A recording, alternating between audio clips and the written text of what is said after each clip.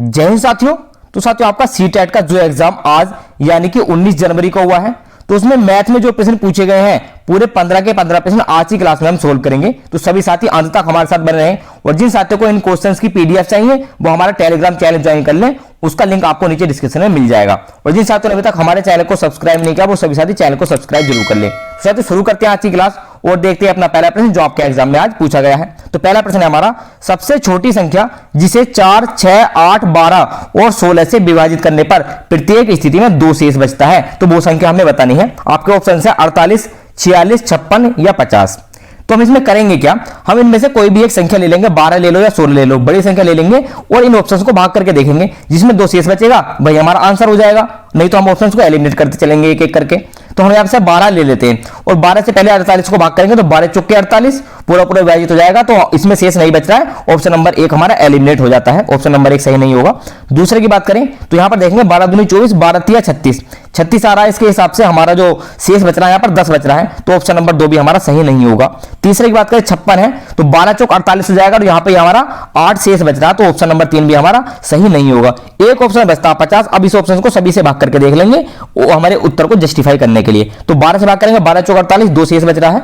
16 से भाग करेंगे 16 तिया 48, 2 ही शेष बच रहा है। 8 से भाग करेंगे 8 छंग 48, 2 शेष बच रहा है। 6 से भाग करेंगे 6 अट्ठे 48, तब भी 2 शेष बच रहा है। और 4 से भाग करेंगे तब भी हमारा 2 ही शेष बचेगा। तो क्वेश्चन नंबर 1 का सही आंसर क्या हो जाएगा, ऑप्शन नंबर 4 50 इस प्रश्न के लिए सही आंसर हो जाएगा।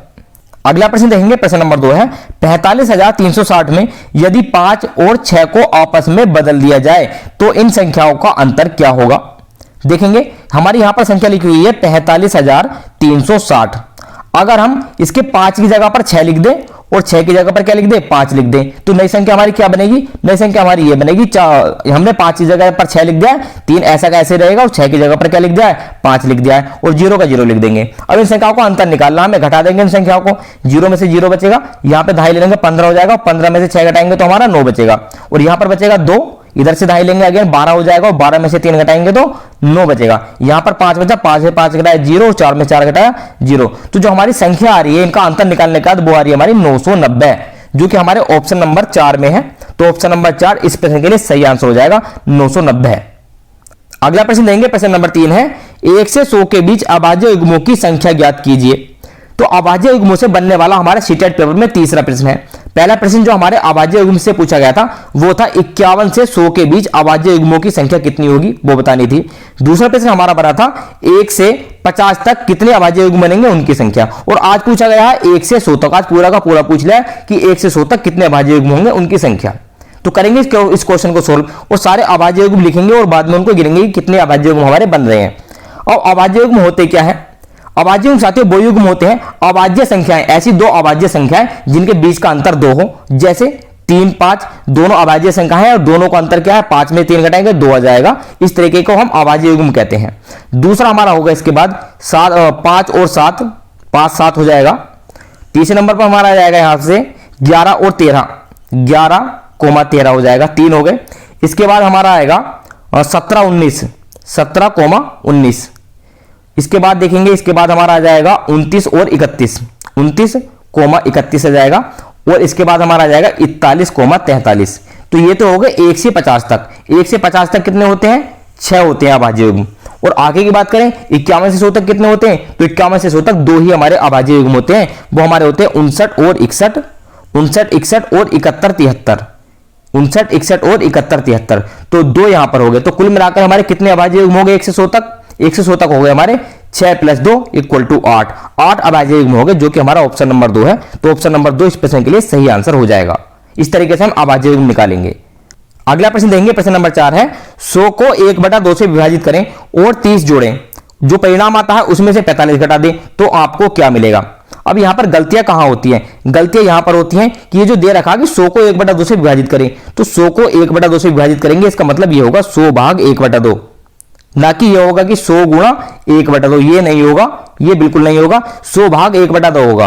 और अगली लाइन में क्या करेंगे, अगली लाइन में क्या करते हैं कि भाग की जगह गुणा का निशान कर लेते हैं और इस वाले का अंश को हर में बदल देते हैं और हर को अंश में बदल देते हैं, यानी कि इसका उल्टा कर देते हैं। 2 ऊपर हो जाएगा 1 नीचे हो जाएगा, भाग की जगह गुणा कर देंगे, अंश का हर बना देंगे और हर का अंश बना देंगे। अब आगे सोल्व करेंगे इसको, तो हमारे यहां से क्या निकल कर आएगा, 100 गुणा 2 यानी कि हमारा 200 हो जाएगा। अब आगे क्या दे रखा है, इसमें दे रखा कि 30 जोड़ दे उसमें, तो 30 जोड़ देते हैं इसमें, तो हमारा कितना आ गया, ये हमारा आ गया 230। अब आगे क्या क्या कह रहा है इसमें सवाल में बोला गया कि 45 को घटाना है। अब इसमें से 45 को हटा देते हैं हम, इस तरीके से घटाएंगे, यहां से दहाई ले लेंगे, 10 हो जाएगा, यहां पर 2 बचेगा और 10 में से 5 घटाएंगे 5 बचेगा, यहां पर हमारा 2 था तो एक दहाई और ले लेंगे, यहां पर हमारा यहां पर 12 हो जाएगा, 12 में से 4 घटाएंगे 8 और यहां पर 1 बचा था तो हम यहां पर 1 लिख लेंगे। तो जो हमारा घटाने के बाद आ रहा है वो हमारा 185 आ रहा है। तो जो हमारा ऑप्शन नंबर 3 में दे रखा 185, तो ऑप्शन नंबर 3 इस प्रश्न के लिए सही आंसर हो जाएगा। तो आशा करता हूं ये क्वेश्चन आपको अच्छे से समझ में आ गया होगा। अगला प्रश्न देखेंगे, प्रश्न नंबर 5 है, निम्नलिखित में से कौन सा सही नहीं लिखा गया है। तो आपके सीटेट एग्जाम में रोमन अंकों से बनने वाला यह दूसरा प्रश्न है, तो देखेंगे इसको कौन सा सही नहीं लिखा गया है। पहले साथियों समझ लेते हैं रोमन अंकों में ये लिखा गया क्या है। पहला ऑप्शन क्या है, तो x कहते हैं इसमें 10 को, रोमन अंकों में x इक्वल टू होता है 10 और v का मतलब होता है 5, और अगर एक के लिए एक डंडा होता है यहाँ पर 1 और 2 के लिए 2 डंडे खींचे हुए होते हैं इस तरीके से। और l की बात करें, l कहते हैं 50 को और 100 के लिए लिखा जाता है हमारा c, तो 100 के लिए c लिखा जाता है और l कहते हैं 50 को रोमन अंकों में, v कहते हैं 5 को और x का मतलब 10 होता है, 1 2 3 के लिए इस तरीके से 3 डंडे खींचे हुए होते हैं। तो देखेंगे पहला ऑप्शन में क्या लिखा हुआ है, 10 plus 10 plus 5, 10 plus 10 plus 5 equal to ये लिखा होगा हमारा 25 हो गया। दूसरा देखेंगे इसमें क्या लिखा हुआ है, इसमें लिखा हुआ है 10 प्लस 10 प्लस 10 और प्लस का 2, तो ये हमारा हो गया 32 इस तरीके से लिखा हुआ है। आगे क्या लिखा हुआ है, यहाँ पर v का मतलब होगा तो होता है 5 प्लस 10 प्लस 10, लेकिन यहाँ पर x से पहले लिखा हुआ है, ये x से क्या लिखा हुआ पहले लिखा हुआ, तो हमारा ये इसमें से माइनस करना पड़ेगा, इसमें से क्या करना पड़ेगा, माइनस करना पड़ेगा, जो कि हमारा गलत लिखा हुआ है। तो ऑप्शन नंबर 3 ही इस प्रश्न के लिए सही आंसर हो जाएगा। अगर लास्ट वाले की बात करें, लास्ट में क्या लिखा हुआ है 50 और x का मतलब क्या होता है, x का मतलब होता है हमारा 10, 50 प्लस 10 और प्लस iv का मतलब होता है 4, यानी कि ये हो जाएगा हमारा 64। अगर हम तीसरे नंबर वाले का अगर हम संख्या में परिवर्तित करें तो ये संख्या में परिवर्तित नहीं होगा। कहीं आपने ये इस तरीके से लिखा हुआ नहीं देखा होगा कि vx लिखा हुआ हो, x के बाद भी लिखा हुआ जरूर देखा होगा, लेकिन x के पहले भी रोमन अंकों में नहीं लिखा जाता है। तो ऑप्शन नंबर 3 सही नहीं है लिखा हुआ, तो ऑप्शन नंबर 3 हमारे प्रश्न के लिए सही आंसर हो जाएगा। अगला प्रश्न देंगे, प्रश्न नंबर 6 है, यदि एक 7 अंकों की संख्या इस प्रकार लिखी हुई है तो 11 से विभाज्य है, ये जो संख्या दे रखी है 11 से विभाज्य है, तो p के स्थान पर क्या होगा ये हमें बताना है। तो इस तरीके के क्वेश्चन को करने के लिए पहले हमें 11 से विभाजित होने का नियम पढ़ना होगा। अब 11 से विभाजित होने का नियम क्या होता है, पहले ये संख्या लिख लेते हैं यहाँ पर 3 4 6 p 5 0 4। तो 11 से जो विभाजित का नियम होता है वो ये होता है, सम और विषम स्थान वाले अंकों का जो अंतर होना चाहिए वो 0 होना चाहिए या फिर 11 से विभाजित होना चाहिए। अब सम विषम स्थान वाले अंक क्या होंगे, यानी कि 3 पहले नंबर पर है तो 3 के साथ 6 इनको जोड़ देंगे, आपस में इनको जोड़ देंगे और यहाँ पर इनको जोड़ देंगे और नीचे से इनको जोड़ देंगे और योगफल कितना, जो अंतर इनका आना चाहिए योगफल में अंतर इनका या तो 0 आना चाहिए या फिर अंतर इतना आना चाहिए जो 11 से विभाजित हो जाए। तो जोड़ लेते हैं ऊपर को, 6 3 और 6 9 9 5 14 14 और 4 18 हो गया और यहाँ पर 4 प्लस p इक्वल टू 0, यानी कि यहाँ पर हमारा यहाँ पर 4 ही रह गया। तो 18 में से 4 घटाएंगे हमारा 14 बचेगा। अब हमें इसमें से यहाँ पर p की, मान लो p की कुछ और वैल्यू होती, यहाँ पर p भी तो घटाना था इसमें से, तो 14 माइनस p कर लेंगे। अब p की जगह पर क्या रखें जो हमारा 11 से विभाजित हो जाए, तो p की जगह पर अगर हम 3 रख देंगे तो हमारा 11 आ जाएगा और 11 किससे विभाजित होगा, 11 से विभाजित होगा, तो ये वाली पूरी संख्या हमारी 11 से विभाजित हो जाएगी। तो ये आपको समझ में आ रहा है इस तरीके से कि p की जगह पर हम 3 क्यों रख रहे हैं, p की जगह पर हम 3 इसलिए रख रहे हैं ताकि इनका अंतर सम और विषम स्थान वाले अंकों का अंतर हमारा 11 आ जाए। अगर एक बार अंतर 11 आ गया तो वो संख्या 11 से विभाजित हो जाएगी, तो इसलिए p के स्थान पर क्या रखेंगे, 3 रख देंगे, जो हमारा ऑप्शन नंबर 3 में है। तो ऑप्शन नंबर 3 इस प्रश्न के लिए सही आंसर हो जाएगा। अगला प्रश्न देंगे, प्रश्न नंबर 7 है, प्रथम 10 प्राकृतिक संख्याओं का माध्य क्या है। तो मैंने आपको बताया था कि माध्य और औसत एक ही बात होती है। तो प्रथम 10 प्राकृतिक संख्याओं का माध्य कैसे निकालेंगे, पहले हम 10 प्राकृतिक संख्याओं का योग निकालेंगे और उसको 10 से भाग कर देंगे तो हमारा औसत निकल कर आ जाएगा। अब प्रथम 10 प्राकृतिक संख्याओं का योग निकालने के लिए फॉर्मूला क्या होता है, प्राकृतिक संख्याओं के योग का फॉर्मूला होता है n bracket n plus 1 divided by 2। अब n क्या है यहाँ पर, n हमारी पदों की संख्या है जो कि हमारी 10 दे रखी है, यहाँ पर रखेंगे इसको, पहले योग निकाल लेंगे, 10 ब्रैकेट 10 प्लस 1 डिवाइडेड बाई 2, जो हमारा हो जाएगा 10 गुणा 11 बटे 2, 10 गुणा 11 बटे 2, और हमारे यहाँ पर 10 और 11 की गुणा करेंगे तो हमारा 110 आ जाएगा और इसको 2 से भाग करेंगे तो 55 आ जाएगा। ये हमारा योग आ गया है निकाल कर, 10 प्राकृतिक संख्याओं का योग आया अभी हमारा माध्य नहीं आया है। माध्य निकालने के लिए क्या करेंगे, इसको 10 से भाग कर देंगे, यानी कि 55/10, तो हमारा आ जाएगा 5.5। तो हमारा माध्य या औसत कितना आ गया, 5.5 आ गया, जो हमारा ऑप्शन नंबर 4 है। तो प्रश्न नंबर 7 के लिए हमारा ऑप्शन नंबर 4 सही आंसर हो जाएगा। अगला प्रश्न देंगे, प्रश्न नंबर 8 है, एक त्रिभुजाकार पिरामिड में किनारों की संख्या कितनी होती है। अब किनारे किसे कहते हैं, किनारे कहते हैं साथियों एज को। तो ट्रायंगुलर पिरामिड में कितने एज होंगे ये हमें बताना है। तो पहले हमें यहाँ पर एक ट्रायंगुलर पिरामिड ही ड्रॉ कर लेते हैं। इस तरीके से हम एक ट्रायंगुलर पिरामिड बना लेंगे। यहाँ पर ये बन गया हमारा ट्रायंगुलर पिरामिड। अब शॉर्ट ट्रिक तो इसकी ये है कि जितनी इसमें भुजाएं होंगी इतने ही हमारे एज होंगे। तो इसमें भुजा कितनी होंगी, भुजा गिन लेते हैं पहले, 1 2 3 4 5 6 भुजा होंगे। तो जो हमारे इसमें एज होंगे वो भी 6 होंगे। ऑप्शन नंबर 3 इस प्रश्न के लिए सही आंसर हो जाएगा। अब बात करते हैं साथियों इसमें कि एज कहते किसे हैं। जहां पर हमारी दो भुजाएं मिलती हैं, दो भुजाएं मिलती हैं, उसको हम एज कहते हैं। अगर इसमें वर्टेक्स पूछा जाए कि इसमें कितने वर्टेक्स होंगे, तो वर्टेक्स क्या होता है साथियों, जहां पर हमारी 3 भुजाएं मिलती हैं उसको वर्टेक्स कहते हैं। तो यहां पर हमारी 3 भुजाएं मिल रही हैं, यहां पर मिल रही है, यहां पर मिल रही है, यहां पर मिल रही है। तो 4 जगह हमारी यहां पर 3 भुजाएं आकर मिल रही है। तो वर्टेक्स की संख्या हो जाएगी 4। और इसमें फलक भी पूछे जाते हैं जिसको फेस कहते हैं। तो फेस कितने हो जाएंगे, फेस इसके साथ 4 फेस हो जाएंगे। इसके 4 फेस किस तरीके से होंगे, एक नीचे का हो जाएगा और 3 फेस इसके ऊपर के हो जाएंगे, साइडों के। तो 4 फेस हो जाएंगे, 4 वर्टेक्स हो जाएंगी। और अगर इसमें जो एज की बात करें तो एज हमारे 6 होंगे। अगला प्रश्न देखेंगे, एक आयताकार भूखंड की लंबाई 16 मीटर और चौड़ाई 9 मीटर है और एक अन्य वर्गाकार प्लॉट का क्षेत्रफल समान है। नए प्लॉट का परिमाप हमें ज्ञात करना है। तो दिया हुआ क्या है, इसमें एक आयत दिया हुआ, पहले इसी को बना लेते हैं। जो दिया हुआ है आयत दिया हुआ है, इसकी लंबाई दे रखी है 16 मीटर और चौड़ाई दे रखी है 9 मीटर और दे रखा है जो इसका क्षेत्रफल है वही वर्गाकार प्लॉट का क्षेत्रफल है। एक प्लॉट भी बना देते हैं यहाँ पर वर्गाकार, हमने वर्गाकार प्लॉट बना लिया। अब इसका जो क्षेत्रफल है और इसका क्षेत्रफल है, दोनों का क्षेत्रफल समान है। तो पहले यहां से हम इनका क्षेत्रफल निकाल लेंगे और क्षेत्रफल निकालने के लिए क्या करेंगे, लंबाई गुणा चौड़ाई। लंबाई दे रखी है 16, चौड़ाई दे रखी है 9, दोनों की गुणा कर देंगे तो हमारा क्षेत्रफल आ जाएगा आयताकार भूखंड का। तो गुणा करेंगे 16 गुणा 9, 16 9 144, 144 मीटर का स्क्वायर हमारा क्षेत्रफल आ गया आयताकार भूखंड का। अब यही क्षेत्रफल किसका होगा, यही क्षेत्रफल हमारे वर्गाकार प्लॉट का होगा, 144 मीटर का स्क्वायर वर्ग मीटर। अब जो वर्ग का जो क्षेत्रफल का सूत्र होता है वो क्या होता है, वो होता है भुजा की घात 2, यानी कि भुजा हमने a मान ली तो a स्क्वायर हो जाएगा इसका क्षेत्रफल। और a स्क्वायर हमारा कितना दे रखा है, 144 दे रखा है। a स्क्वायर 144 दे रखा है तो a बराबर कितना हो जाएगा, मतलब 144 किसका वर्ग है, ये 144 जो वर्ग है ये हमारे 12 का वर्ग है 144।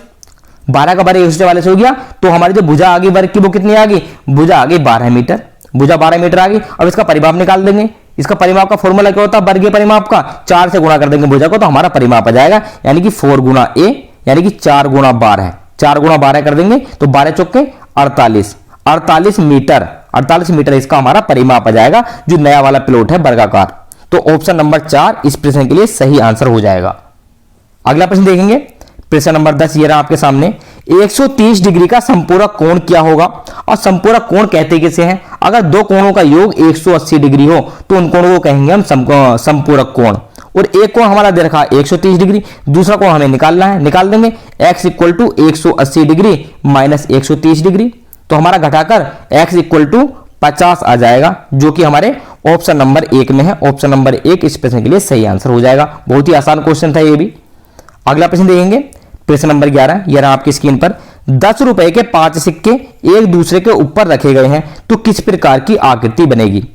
अब कुछ बच्चों का कहना है कि इसमें यहां पर ये दे रखा था कि 5 रुपए के 10 सिक्के थे, तो कुछ भी हो 10 रुपए के 5 सिक्के हों या फिर 5 रुपए के 10 सिक्के हों, एक ही आकृति बनेगी। देखिए अगर यहाँ पर सिक्के रखे हुए हैं, मान लो यहाँ पर एक कॉइन्स रखा हुआ है, ये कॉइन्स है, इसके ऊपर से हमने एक कॉइन्स और रख दिया, फिर एक कॉइन्स और रख दिया, एक कॉइन्स और रख दिया, एक कॉइन्स और रख दिया, तो किस तरीके की आकृति आपको दिखाई दे रही है, इस तरीके की आकृति। ये बन रहा हमारा एक बेलन, सिलेंडराकार सिलेंडर बन रहा है एक। तो ऑप्शन नंबर 2 इस प्रश्न के लिए सही आंसर हो जाएगा, हमें बेलनाकार आकृति मिलेगी।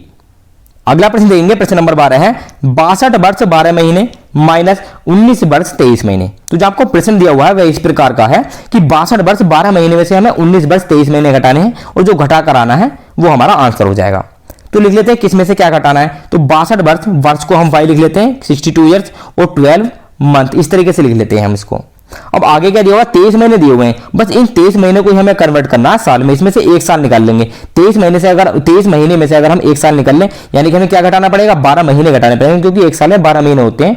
3 में से 2 घटाएंगे 1 बचेगा, 2 में से 1 घटाएंगे 1 बचेगा, और ये वाला 12 महीने की जगह एक साल हम इसमें जोड़ देंगे, जो हमारा 20 हो जाएगा यहाँ पर, यानी कि 20 ईयर्स और 11 मंथ हो जाएगा। अब हम इसमें से घटा देंगे, 20 यहाँ पे लिख लेंगे 20 ईयर्स और 11 मंथ, इस तरीके से लिख लेंगे। घटाएंगे तो घटाएंगे क्या बचेगा, 2 में से 1 गया 1 बचेगा, 1 में से 1 गया 0, यानी कि 1 महीना बचेगा, और 2 में से 0 घटाएंगे 2 बचेगा, और 6 में से 2 घटाएंगे 4 बचेगा, यानी कि 42 ईयर्स बचेगा। या हमारा यहाँ से घटाकर क्या बचा है, 1 महीना बचा और 42 साल बचे हैं। तो 42 साल 1 महीना, जो कि आपका ऑप्शन नंबर 2 में दे रखा है, ऑप्शन नंबर 2 इस प्रश्न के लिए सही आंसर हो जाएगा। अगला प्रश्न देंगे, प्रश्न नंबर 13 है और ये एक सीरीज से संबंधित क्वेश्चन है। तो इसको सीरीज को दोबारा लिख लेते हैं इधर, 1 का स्क्वायर प्लस 2 का स्क्वायर प्लस का 2 का स्क्वायर इक्वल टू 3 का स्क्वायर। आगे दिया हुआ 2 का स्क्वायर प्लस 3 का स्क्वायर प्लस 6 का स्क्वायर इक्वल टू 7 का स्क्वायर, ये 3 है यहाँ पर 7 का स्क्वायर। इसके बाद है 3 का स्क्वायर प्लस का 4 का स्क्वायर और प्लस का 12 का स्क्वायर इक्वल टू 13 का स्क्वायर। और आगे बताना हमें कि 4 स्क्वायर के बाद ये 3 खाली स्थान दे रखे हैं, इनमें क्या आना है ये हमें बताना है यहाँ पर। तो यहां पर ध्यान दीजिएगा साथियों कि यहां पर एक क्रमागत संख्या लिखी हुई है, 1 2 2 3 3 4, तो 4 5, यहां पर 5 आनी चाहिए। 5 का स्क्वायर पहला तो हमें पता चल गया 5 का स्क्वायर होगा, कैसे होगा, 1 2 का स्क्वायर 2 3 का स्क्वायर 3 4 का स्क्वायर, तो 4 5 का स्क्वायर यहां पर हमारा आ जाएगा। अब आगे ध्यान दें, इस वाली सीरीज में ध्यान दें हम, इस वाली सीरीज में तो इसमें क्या दिखाई दे रहा होगा आपको पता लग जाएगा। नहीं, हमें इस तरीके से देखना, पंक्तिबद्ध देखना, इस तरीके से यहां पर देखेंगे, इनको देखो, यहां पर इसको देखो और यहां पर इसको देखो, तो आपको ऑटोमेटिक पता लग जाएगा कि यहां पर क्या आना है। देखो 1 गुणा 2, 1 दूनी 2, 2 तिया 6, 3 चौके 12, ऐसी 4 पंजे 20, 20 का स्क्वायर आ जाएगा हमारा यहां पर। अब ऑप्शन तो हमें पता चल गया कौन सा ऑप्शन है, 5 का स्क्वायर 20 का स्क्वायर किस में दे रखा है, ये हमारा दे रखा है ऑप्शन नंबर 3 में। ऑप्शन नंबर 3 इस प्रश्न के लिए सही आंसर हो जाएगा। लेकिन अभी हमारा क्वेश्चन पूरा खत्म नहीं हुआ है, आगे देखेंगे आगे क्या बचा है। आगे देखेंगे तो यहां पर 2 और 1 3 हो रहा है, यहां पर 2 और 1 3 नहीं, 2 और 1 3 नहीं हो रहा है, यहां पर 2 से एक संख्या बढ़ा के लिखी हुई है। 2 के आगे 3 लिखा हुआ है, 6 के बाद 7 लिखा हुआ है, 12 के बाद 13 लिखा हुआ है, ऐसे 20 के बाद क्या आएगा यहां पर, 20 के बाद हमारा आ जाएगा 21 का स्क्वायर, जो कि हमारे ऑप्शन नंबर 3 में ही है। तो ऑप्शन नंबर 3 इस प्रश्न के लिए सही आंसर हो जाएगा। तो आई थिंक ये क्वेश्चन आपको समझ में आ गया होगा।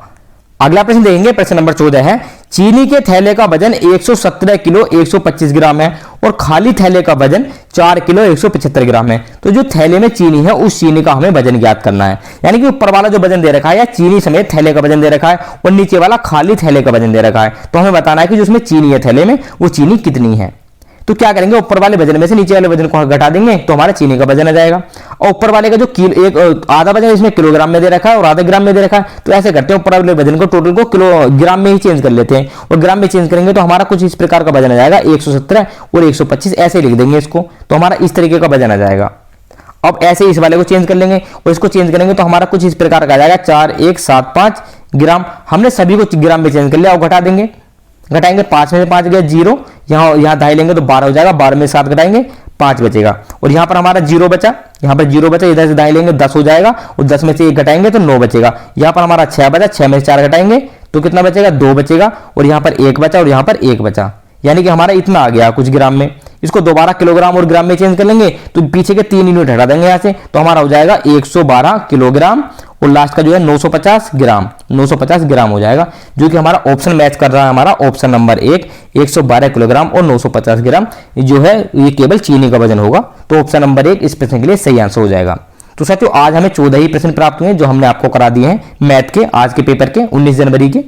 तो जो भी साथी अंत तक बने रहे उनका बहुत बहुत धन्यवाद। और जिन साथियों ने वीडियो को अभी लाइक नहीं किया तो वीडियो को लाइक जरूर करें, बहुत मेहनत लगती है इन क्वेश्चंस को बनाने में और आपको समझाने में। तो हम आपसे मिलते हैं अगली क्लास में। जय हिंद।